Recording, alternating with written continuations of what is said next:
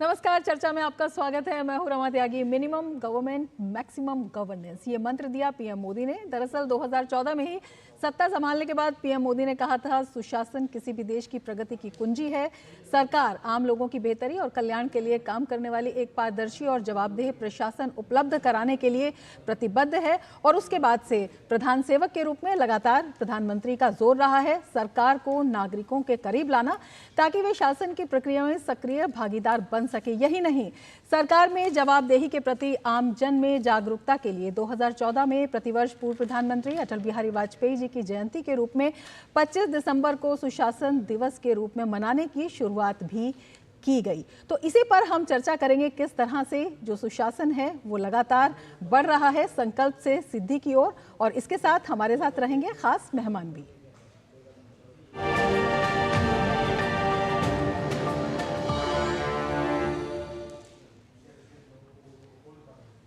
और चर्चा में हमारे साथ खास मेहमान भी जुड़े हुए हैं। हमारे साथ वी श्रीनिवास जी जुड़े हुए हैं, सेक्रेटरी DARPG, और हमारे साथ डॉक्टर R बालासुब्रमण्यम जुड़े हुए हैं, मेंबर HR CBC, और हमारे साथ जुड़े हुए हैं SN त्रिपाठी जी भी, DG IIPA। तो अपने सभी मेहमानों का हम स्वागत करते हैं। चर्चा की शुरुआत करेंगे, लेकिन हम आपको बता देते हैं कि इस वर्ष का चौथा संस्करण सुशासन सप्ताह का भी मनाया जा रहा है और उसकी थीम है प्रशासन गांव की ओर। कैसे, आइए दिखाते हैं।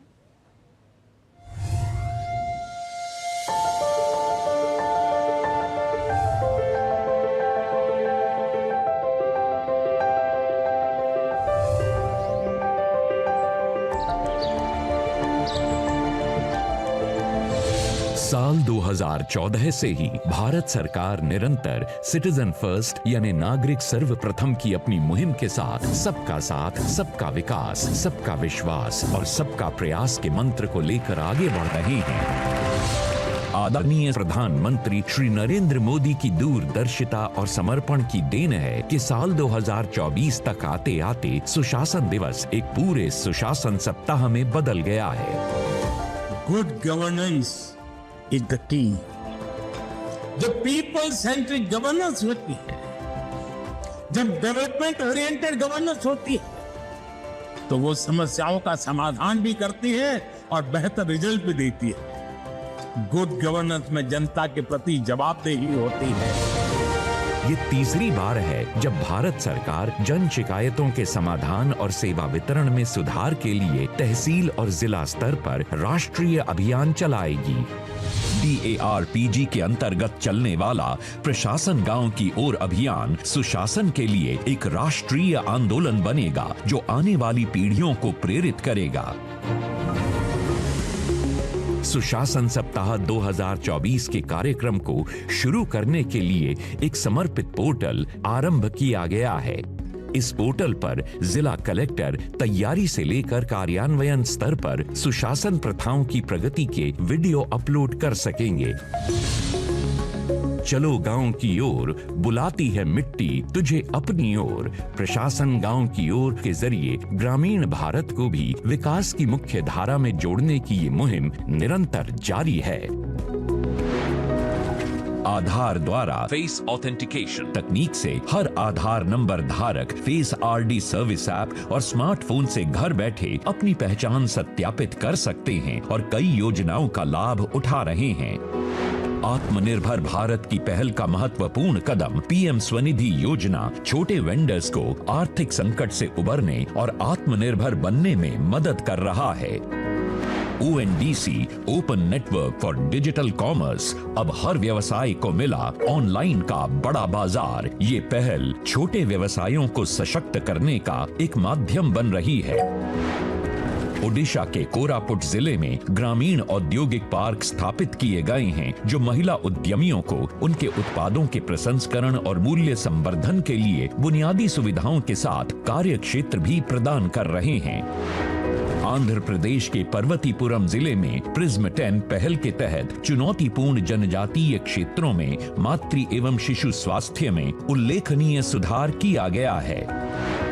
छत्तीसगढ़ के धमतरी जिले में पेरी महानदी परियोजना के तहत कृषि भूमि को सिंचित करने और किसानों को लाभान्वित करने के लिए योजनाबद्ध स्ट्रक्चर बनाए गए हैं।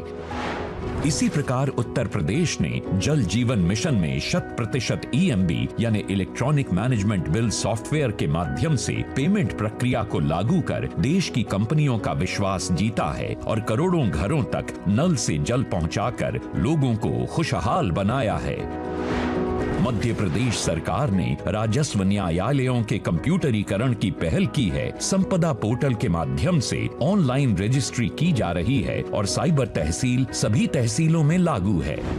सन 2014 के बाद प्रधानमंत्री श्री नरेंद्र मोदी जी के नेतृत्व में भारत सरकार ने अनेकों जन कल्याणी योजनाओं को गांव के हर व्यक्ति तक पहुंचाने का काम किया है और इसलिए प्रशासन गांव की ओर मुहिम को सुशासन सप्ताह के दौरान आयोजित करने का निर्णय लिया गया है।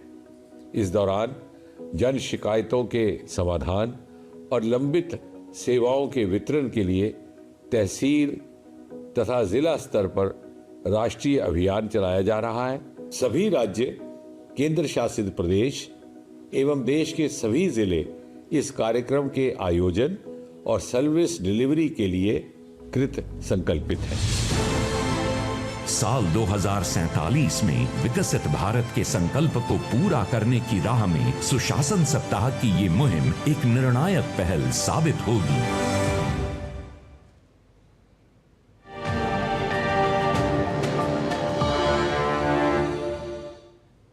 तो प्रशासन गांव की ओर प्रशासन पहुंच रहा है देश के कोने कोने में, रिमोट एरियाज में, गांव में भी और ऐसे इलाकों में भी जो पहले काफ़ी दुरूह माने जाते थे। कैसे ये प्रक्रिया काम कर रही है, क्या कुछ इसका असर है, क्या कुछ इसमें चैलेंजेस भी हैं, इसी पर हम बात करेंगे। 3 खास मेहमान हमारे साथ जुड़े हुए हैं। अपने मेहमानों से हम आपका परिचय करा देते हैं।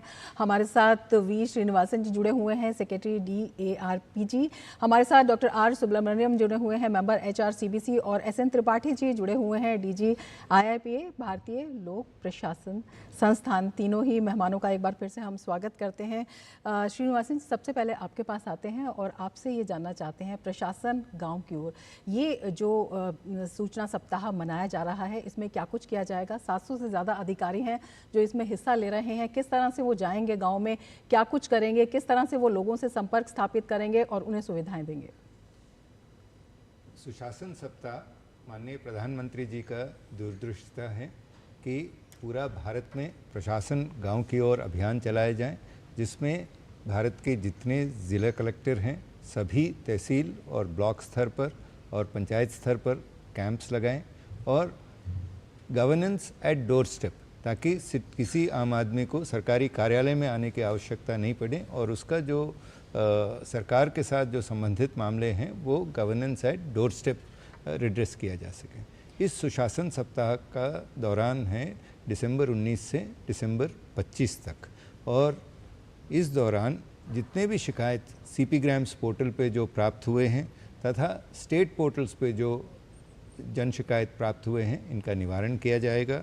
साथ ही साथ जो सर्विस डिलीवरी एप्लीकेशंस हैं, किसी को राजस्व रिकॉर्ड की नकल की आवश्यकता है, बोनाफाइड सर्टिफिकेट की आवश्यकता है या मृत्यु सर्टिफिकेट की आवश्यकता है, म्यूटेशन की आवश्यकता है, तो ये भी आपको ज़मीनी स्तर पर आपको मिला जाएगा। और 23 दिसंबर को एक वर्कशॉप सभी ज़िलों में किया जाएगा जो सुशासन के प्रति और उस ज़िले में जो नवाचार किए गए हैं इसके बारे में विस्तृत विचार विमर्श भी किए जाएंगे। बिल्कुल, शिकायत निवारण प्रणाली की आपने बात की है। इस बार का जो डेटा आया है, नवंबर का ही डेटा आया है, तो उसमें 1 लाख से ज़्यादा शिकायतें हैं जिनका निवारण किया गया है। किस तरह से इस प्रक्रिया को पारदर्शी बनाया गया है, किस तरह से जो आम जन है उसमें भी ये जागरूकता आई कि हम शिकायत दर्ज कराएं और उसका निवारण होगा, ये जो एक विश्वास है सिस्टम में, ये किस तरह से कायम किया गया? जो माननीय प्रधानमंत्री जी का विजन है कि effective redressal of public grievances citizen first approach के साथ इसको लागू किया जाए और इसके तहत उनका जो व्यूहरचना थी कि टेक्नोलॉजी अडॉप्ट किया जाए और CP ग्राम्स का 10 स्टेप रिफॉर्म्स लागू किए गए थे। और इस 10 स्टेप रिफॉर्म्स के माध्यम से हमने ये देखा कि जो जन शिकायत हैं ये त्वरित गति से आज की तारीख में 13 दिन के अंदर एवरेज टाइम रिड्रेसल में प्राप्त हो रहे हैं। साथ ही साथ टेक्नोलॉजी के वजह से जो ग्रीवेंस हैं लास्ट माइल ऑफिसर के पास प्राप्त होता है, एक्शन टेकन रिपोर्ट सिटीज़न को मिल जाता है, फीडबैक कॉल उसके पास जाता है अगर वो संतुष्ट है या असंतुष्ट है। और ये देखा गया कि 1,12,00,000 जन शिकायतें पिछले 5 वर्षों में निपटाए गए।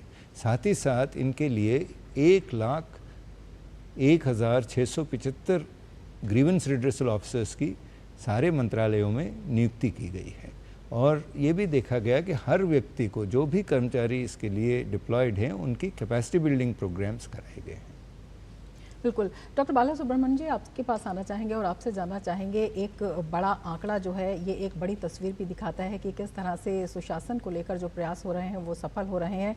एक सुखद तस्वीर जो है सामने आ रही है, लेकिन बेहद ज़रूरी है इसके लिए उन अधिकारियों को तैयार करना। कैपेसिटी बिल्डिंग जो है उसमें महत्वपूर्ण भूमिका निभाती है। 2020 में कर्मयोगी मिशन जो है वो स्टार्ट किया गया था। कितनी भूमिका रही इस मिशन की और कितना इफेक्टिव ये रहा?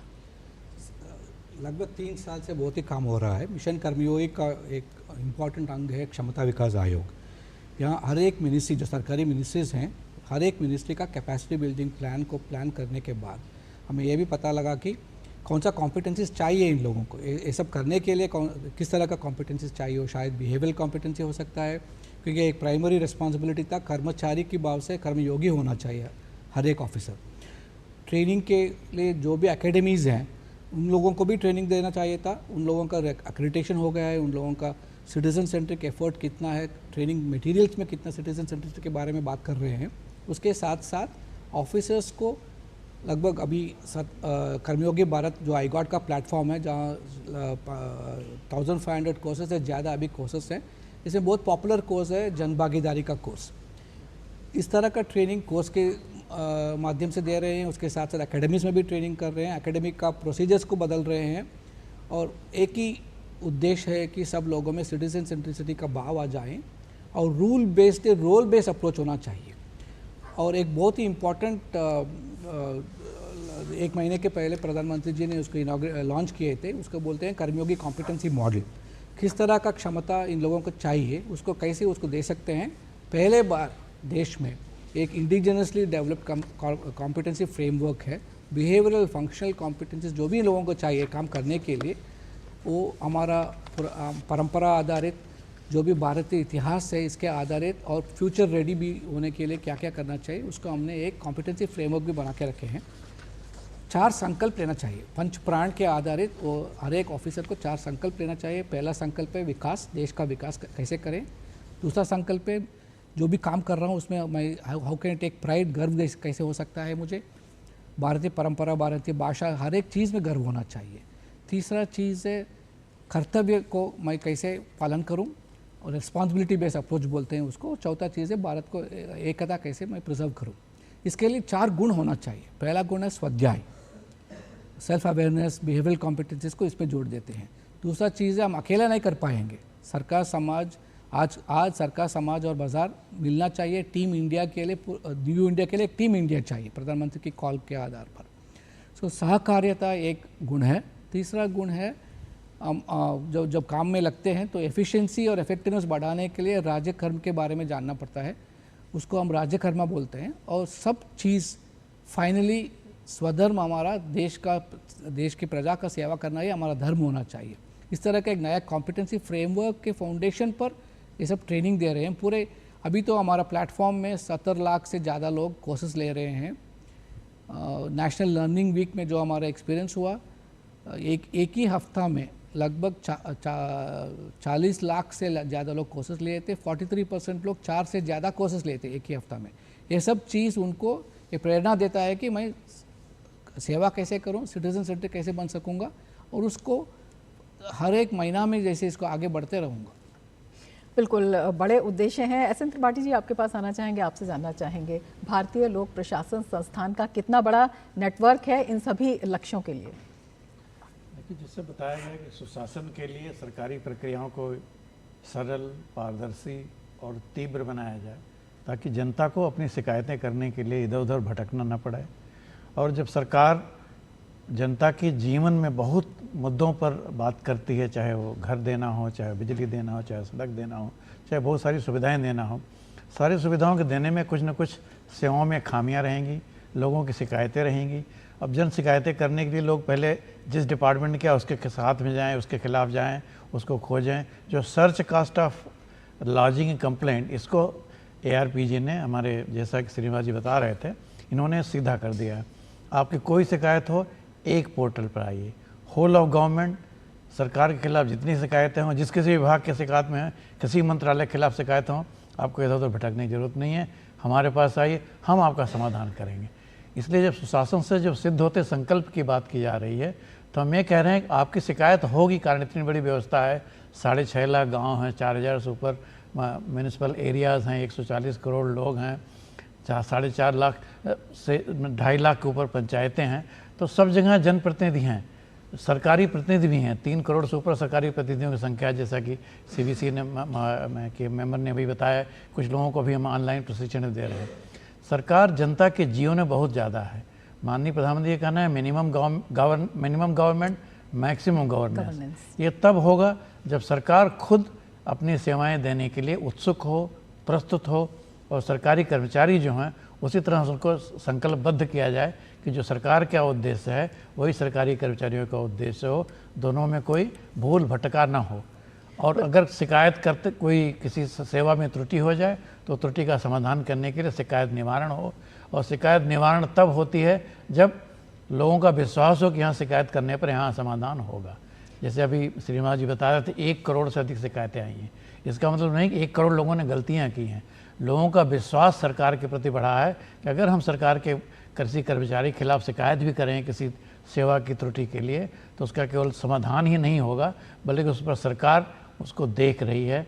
माननीय प्रधानमंत्री की सुदृष्टि है, एक विभाग, एक मंत्रालय उसको बहुत ही क्लोजली देख रहा है, नई नई तकनीकी से देख रहा है, machine learning AI tool use करके देख रहा है, और जिला स्तर से लेकर राज्य स्तर के कर्मचारियों को न केवल प्रशिक्षित कर रहा है बल्कि उन पर निगरानी भी रख रहा है कि किसी की शिकायत बेवजह देरी ना हो। आप देख रहे हैं कि शिकायत करने का समय भी कम कर दिया गया है। 21 दिन के अंदर पूरे भारत में किसी भी शिकायत का समाधान हो जाए, या ऐसी कल्पना भी कुछ दिन पहले नहीं की जा सकती थी। आज ये केवल कल्पना नहीं, ये साकार हुआ है। और इसके लिए जो भी लोग इस शिकायत निवारण प्रणाली में लोग कार्यरत हैं उनका प्रशिक्षण भी हुआ है, और उसके लिए विभाग भी, मंत्रालय भी धन्यवाद का पात्र है। IAP भी उसमें थोड़ा बहुत योगदान कर रहा है, प्रशिक्षण के माध्यम से, जागरूकता के माध्यम से, और अनेक प्रशासन जो हम लोग पब्लिकेशन करते हैं उसके माध्यम से। बिल्कुल। श्रीनिवास जी, आपके पास आना चाहेंगे। एक बड़ा तंत्र और जिस तरह से इसमें आधुनिक प्रौद्योगिकी का इस्तेमाल भी किया जा रहा है, बहुत सारे जो पुराने गैर ज़रूरी नियम थे उनको भी ख़त्म किया गया है। अपने आप में इसे ट्रांसपेरेंट बनाने के लिए, इसे जनोन्मुखी बनाने के लिए, जिससे कि लोग इसमें आए, ये अपने आप में कितना बड़ा बदलाव रहा, किस तरह के चैलेंजेस भी इसमें रहे? ये बहुत ही ट्रांसफॉर्मेशनल गवर्नेंस है, और कई प्रक्रियाओं की सरलीकरण किया गया है। जैसे आपको जानकारी होगा कि पेंशनर वेलफेयर के लिए एक सिंगल फॉर्म बनाया गया था, वरना पेंशनर को कई फॉर्म्स, 6 फॉर्म्स भरने पड़ते थे, और हर बार पेंशनर को ध्यान रखना पड़ता था, मैं सही रूप से कई दिन लगते थे उसको भरने के लिए। और आज इंटीग्रेटेड पेंशनर फॉर्म, एक फॉर्म 6A लागू किया गया है, जो EHRMs के माध्यम से ऑटो पॉपुलेट होता है, और जो period of processing of form वो भी एप्लीकेशन भी कम हो गया है। और जो नियमों में जो सरलीकरण हुआ, सेल्फ अटेस्टेशन की प्रक्रिया शुरू किया गया है, इंटरव्यूज़ अबॉलिश कर दिए गए हैं ग्रुप C और ग्रुप D पोस्ट के लिए। तो ये ट्रांसफॉर्मेशनल गवर्नेंस मॉडल हैं, सोशल रिफॉर्म्स हैं, इससे बहुत फ़र्क पड़ा है। साथ ही साथ टेक्नोलॉजी का जो अडॉप्शन हुआ है, जैसे इस प्रकार से कुछ ही दिन पहले मैं DD न्यूज़ स्टूडियो में आया था जब डिजिटल जीवन प्रमाण पत्र अभियान की शुरुआत के लिए। मुझे हर्ष है कि 1,40,00,000 पेंशनर्स ने डिजिटल जीवन प्रमाण पत्र अपनाया है। सो डिजिटल एम्पावरमेंट के प्रति लोगों का रुझान है, और इनमें से भी करीब 40 लाख पेंशनर्स ने घर पे रहते हुए फेस ऑथेंटिकेशन के माध्यम से कर पाए हैं। तो ट्रांसफॉर्मेशनल गवर्नेंस मॉडल्स हैं ये डेफिनेटली। बिल्कुल अपने आप में बेहद महत्वपूर्ण है। डॉक्टर आर बालासुब्रमण्यम, आपके पास आना चाहेंगे, आपसे जानना चाहेंगे, जिस तरह से बात हो रही थी, आपने पंच प्राण की बात की और आपने बताया कि किस तरह से जो प्रशिक्षण है वो बेहद ज़रूरी है, उसे किया भी जा रहा है। जो योजनाएं हैं या जो इस तरह के प्रोसेस में काम है वो अंतिम व्यक्ति तक पहुंचे, लक्ष्य तक पहुंचे, इसके लिए जो अधिकारी हैं उनका प्रशिक्षण भी आधुनिक तरीकों से किया जाना बहुत ज़्यादा ज़रूरी है। उसके लिए क्या कुछ किया गया, उसके लिए कौन से स्टेप्स फॉलो किए गए? तो पहले तो डेमोक्रेटाइजिंग ऑफ लर्निंग बोलते हैं उसको। 3 साल के पहले ऑफिसर्स को जो भी ट्रेनिंग देते थे हमारा एकेडमीज में ही देना पड़ता था। तो इतना सारे एकेडमीज में लगभग 2 करोड़ लोगों के लिए ट्रेनिंग देने के लिए बहुत सारा टाइम लगता था। अभी तो हम जो कर रहे हैं, जो भी ट्रेनिंग्स जो लेवल 101 बोलते हैं, मैक्सिमम नंबर ऑफ पीपल के जो ट्रेनिंग्स चाहिए उसको तो हम iGOT प्लेटफॉर्म पर कर सकते हैं, जो टेक्नोलॉजी एनेबल्ड है।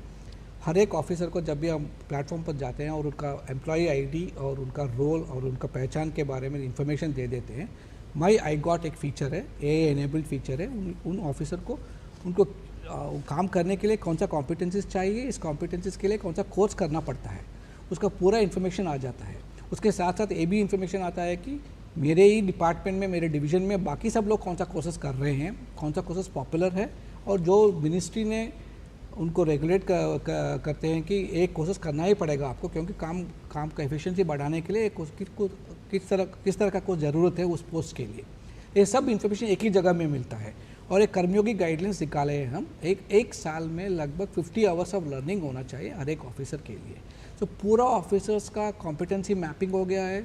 पूरा ऑफिसर्स को काम करने के लिए किस तरह का कोर्सेज चाहिए वो भी उनका कोर्सेज भी प्लेटफॉर्म पर है। ये सब करने के बाद इसका आउटपुट क्या चाहिए, वो गवर्नेंस के लिए कैसे उनका क्या फ़र्क पड़ेगा। पहला तो एक मेजरमेंट हमेशा हम करते रहते हैं कमीशन से। पहला तो एफिशिएंसी बढ़ाने के लिए क्या करना चाहिए वो कोर्सेज लगाते हैं। उसके आधार पर उनका परफॉर्मेंस कैसे बढ़ रहा है उसका मेजरमेंट भी हो रहा है, परफॉर्मेंस इंप्रूवमेंट हो रहा है। उनका अकाउंटेबिलिटी कैसे ज़्यादा कर सकें सिटीजन्स के लिए और एक दूसरे के लिए, ऑफिसर्स के लिए। तीसरा चीज़ है सिटीजन सेंट्रिक गवर्नेंस हो रहा है या नहीं, इसका मेजरमेंट भी होते रहता है। स्कीम्स चल रहे हैं हम। एक रेलवेज़ में एक उदाहरण दूंगा तो रेलवेज़ में 1 लाख लोग जो TTs हैं, बुकिंग क्लर्क्स हैं, टिकट क्लर्क्स हैं, छोटा स्टेशन का स्टेशन मास्टर्स हैं, सिटीजन्स के साथ कैसे उन लोगों का संपर्क कैसे होना चाहिए, उनका इंटरेक्शन कैसे होना चाहिए, उसका बहुत बड़ा सिटीजन फ्रेंडली ट्रेनिंग है। यूनियन टेरिटरी पुलिस जो लोग हैं, हर एक यूनियन टेरिटरी का पुलिस को, दिल्ली पुलिस को भी इंक्लूड करके हर एक पुलिस को सिटीजन फ्रेंडली पुलिसिंग कैसे कर सकते हैं। तो सिटीजन सेंट्रिसिटी क्या होना चाहिए, उसको असर लोगों पर कैसे पड़ेगा और डेल्टा क्या होता है, सबको मेजरमेंट करते रहते हैं। टेक्नोलॉजी एनेबल्ड गवर्नेंस कैसा कर पाएंगे हर एक ऑफिसर। इमर्जिंग टेक्नोलॉजीज़ का कोर्सेज, बहुत सारे कोर्सेज हमारे पोर्टल पर है, वो भी करते हैं। और फाइनली हम ये सोचते हैं कि फ्यूचर रेडी कैसे बन पाएंगे। हम विकसित भारत की बात कर रहे हैं तो 2047 में देश कैसे होना चाहिए, इसके लिए किस तरह का क्षमता हर एक आदमी को चाहिए, हर एक ऑफिसर को चाहिए, उसके बारे में सोच समझकर कोशिश कर रहे हैं और उनको करने के लिए इंकरेज भी कर रहे हैं। आने वाले दिन में शायद हमारा governance competency based governance model भी आ जाएगा, जिसको कॉम्पिटेंसी से उसके आधार पर ही काम करने का मौका भी मिल जाएगा। बिल्कुल, ये अपने आप में काफ़ी अहम है। एस एन त्रिपाठी जी, आपके पास आना चाहेंगे, आपसे जानना चाहेंगे, जब हम भारतीय लोक प्रशासन संस्थान की बात करते हैं तो लगभग 100 विदेशी सहित 11,000 से अधिक सदस्यों के साथ आपके पास 24 क्षेत्रीय शाखाओं और 43 स्थानीय शाखाओं का एक राष्ट्रव्यापी नेटवर्क है। जिस तरह से कॉम्पिटेंसी बेस्ड इसको बनाने की बात की जा रही है, अपने आप में ये कितना अहम हो जाता है और किस तरह से जब हम अनुसंधान की बात करते हैं, प्रशिक्षण की बात करते हैं या नवाचारों की बात करते हैं तो उसमें ये कितना अहम हो जाता है? देखिए, सरकार की नीति है कि जहाँ सरकार का अभाव भी हो, प्रभाव भी हो, दबाव भी हो। जहाँ ज़रूरत है वहाँ सरकार इफ़ेक्टिव हो, इन्फोर्स भी करे। जहाँ सरकार की ज़रूरत नहीं है वहाँ सरकार खाली दूर से देखे, नागरिक अपना काम करें। और सरकार का प्रभाव भी होना चाहिए। सरकार के खिलाफ अगर किसी की शिकायत हो तो वो जन शिकायत का माध्यम लेके अपनी बातें कह सके। इसी को सुशासन कहते हैं। सुशासन के लिए हमने जो प्रयास किए हैं, हम अब प्रजा नहीं रहे, हम नागरिक हैं। देश के नागरिकों की सेवा करना सिविल सर्वेंट्स का मूल धर्म है। जैसे बताया कि पंचप्रण में एक कर्तव्य परायणता पर जोर दिया जा रहा है। अगर हम कर्तव्य परायण नहीं हैं तो हम प्रशिक्षित हों, बहुत ज्ञानी हों, लेकिन हम जनता के प्रति जवाबदेह ना हों, जनता से हम दूरी बना के रखें, जनता को खाली कंप्लायंस के लिए हम बाध्य करें, बल्कि हम उनके सुख दुख के साथी न बने, ये ठीक नहीं है। प्रशिक्षण के माध्यम से उनके मन परिवर्तन करते हैं, मत परिवर्तन करते हैं, और उनके जो पूर्वाग्रह हैं उनको भी दूर करते हैं। तो चाहे वो डिजिटल ट्रेनिंग iGOT के माध्यम से हो, जैसा कि अभी हमारे मेंबर साहब ने बताया कि हर एक के लिए बाध्य किया जा रहा है कि आप अगर नहीं जानते हैं तो जानिए, अनजाने से शासन नहीं होता है। जिस चीज़ को नहीं जानते उसको हम बताएंगे आपको, और आप घर बैठे ट्रेनिंग ले सकते हैं। तो कोई एक तो ये किया गया। दूसरा, जो लोग ऑनलाइन ट्रेनिंग करेंगे उसके अलावा भी अगर कुछ पब्लिक पॉलिसीज़ के बारे में और सारे देश विदेश से कोई ज्ञान चाहिए, उस पर भी दायित्व जोर दिया जा रहा है, ताकि ज्ञान के अभाव में सरकारी कर्मचारी अपनी सेवा से किसी को वंचित ना कर सकें। लेकिन ज्ञान के अलावा उनका जो मत परिवर्तन है, उनको जन विरोधी ना हो के जन आग्रह के साथ काम करें, और जनता के लिए सरकार की सेवा प्रदायक ना हो बल्कि फैसिलिटेटर हों, जैसा कि हम कोशिश करते हैं। बिल्कुल, जन सेवक के रूप में काम करें, जिस तरह से प्रधानमंत्री भी प्रधान सेवक के रूप में कहते हैं कि वो काम करते हैं, और यही जो प्रणाली है वो आगे भी उन्होंने स्थापित करने का काम किया है। श्रीनिवास जी, आपके पास आना चाहेंगे, आपसे जानना चाहेंगे कैसे जो तमाम सर्विसेज हैं, कैसे जो तमाम प्रोसेस है उसे वर्ल्ड क्लास बनाया जा रहा है। सरकार की ये प्रयास रहा है कि खास करके जो टेक्नोलॉजी के माध्यम से हमारे जो सर्विसेज हैं इसको वर्ल्ड क्लास बनाए जाएं। CP ग्राम्स जो पोर्टल है इसको world's largest citizen interface platform हो गया है। 30 लाख से भी अधिक सिटीजन्स इसके ऊपर रजिस्टर्ड हैं, और हर साल करीब 25 लाख ग्रीवेंसेस इसके ऊपर प्राप्त हो रहे हैं। और जिस त्वरित गति से ग्रीवेंस रिड्रेसल हो रहा है इस प्लेटफॉर्म से, इसको कॉमनवेल्थ सेक्रेटेरिएट ने ये कहा कि कॉमनवेल्थ सेक्रेटेरिएट ने world class infrastructure, state of the art grievance redressal system माना है। विकसित भारत के 2047 के जो भारत के प्रयास हैं, इनमें fully digital public institutions, digitally transformed public institutions की बनाने के लिए एक बहुत महत्वपूर्ण कदम है। साथ ही साथ ये देखा गया कि डिजिटल एम्पावरमेंट ऑफ सिटीजन्स, जैसे मैंने निवेदन किया कि फेस ऑथेंटिकेशन के माध्यम से आपको डिजिटल लाइफ सर्टिफिकेट घर बैठे आप दे सकते हैं। इसी प्रकार से आप कई प्रकार से के जो सर्टिफिकेट्स हैं आप घर से प्राप्त कर सकते हैं, जैसे बिल्कुल लाइफ सर्टिफिकेट्स हैं या डेथ सर्टिफिकेट्स हैं, या आप त्वरित गति से प्राप्त कर सकते हैं। बिल्कुल, तमाम प्रयास किए जा रहे हैं और तमाम सुविधाओं को एक प्लेटफॉर्म पर लाकर वर्ल्ड क्लास बनाने के लिए भी तैयारी है, और लगातार सुशासन की तरफ बढ़ रहा है देश, क्योंकि संकल्प की होनी है सिद्धि और आत्मनिर्भरता की दिशा में बढ़ना है आगे। अपने तमाम मेहमानों का, श्रीनिवास जी आपका, सुब्रमण्यम जी आपका और त्रिपाठी जी आपका बहुत शुक्रिया हमारे इस कार्यक्रम में शामिल होने के लिए और इतनी महत्वपूर्ण जानकारी साझा करने के लिए। इसके साथ ही